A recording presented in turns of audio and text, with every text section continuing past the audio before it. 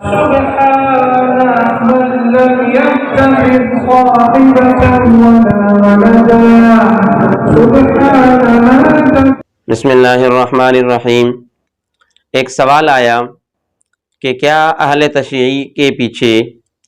شیعہ امام کے پیچھے نماز جنازہ پڑھنا کیسا ہے؟ تو اس کے لیے جواب یہ ہے کہ آپ دیکھیں کہ جو اہل تشیع نماز پڑھا رہا ہے، تو جس کے پیچھے سنی نماز پڑھے یا اس کی نماز پڑھائے، تو وہ جو اہل تشیع ہے اس کے اندر عقائد کو دیکھا جائے گا کہ اگر اس کے عقائد میں یہ ہے کہ وہ تفضیلی ہے، یعنی حضرت ابو بکر صدیق رضی اللہ تعالی عنہ پر حضرت علی رضی اللہ تعالی عنہ کو ترجیح دیتا ہے، یا اس کے عقائد میں وہ تبرعی ہے،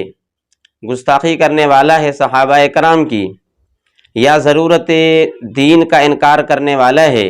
مثلا وہ کہتا ہے کہ ابھی قرآن پاک کا کچھ حصہ پیچھے ہے جو وہ بعد میں آئے گا، یہ ضروریات دین کا انکار ہوا۔ اسی طرح اس کے عقائد کے اندر اگر یہ باتیں ہیں کہ منصب نبوت پر منصب امامت کو افضل سمجھتا ہے، اسی طرح حضرت علی رضی اللہ تعالی عنہ کے خدا ہونے کا قائل ہے، یا اسی طرح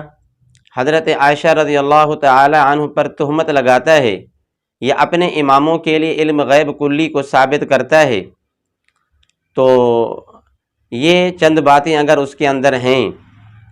جو میں نے ابھی کہی ہیں، تو پھر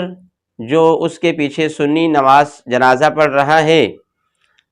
تو ان تمام باتوں کے مطلع ہونے کے باوجود اور اس تمام چیزیں معلوم ہونے کے بعد اور جنازے میں شرکت کو جائز سمجھتے ہوئے نماز جنازہ پڑھتا ہے، تو پھر یہ دائرہ اسلام سے خارج ہے، اور اس کو توبہ استغفار کرنے کے بعد تجدید ایمان کے ساتھ تجدید نکاح کرنا بھی ضروری ہوگا۔ لیکن ایک شخص ایسا ہے کہ جس کے پیچھے آپ نماز پڑھ رہے ہیں یا اس کی پڑھا رہے ہیں، جو اہل تشیع میں سے ہے، تو اگر آپ کو اس کے عقائد کا پتہ نہیں ہے، آپ اس کے عقائد پر مطلع نہیں ہیں، یا مطلع تو ہیں مگر سیاستاً، رواجاً، یا کسی لالچ کی وجہ سے صرف جنازے میں شرکت آپ کر رہے ہیں، تو پھر یہ ہے کہ وہ شرکت کرنے والا انسان دائرہ اسلام سے خارج تو نہیں ہوگا، لیکن اس کے فسق اور فجور اور گناہ گار ہونے میں کوئی شک شبہ نہیں ہے۔ اس سے بھی اگر احتیاط برتا جائے تو بہت ہی اچھا ہوگا۔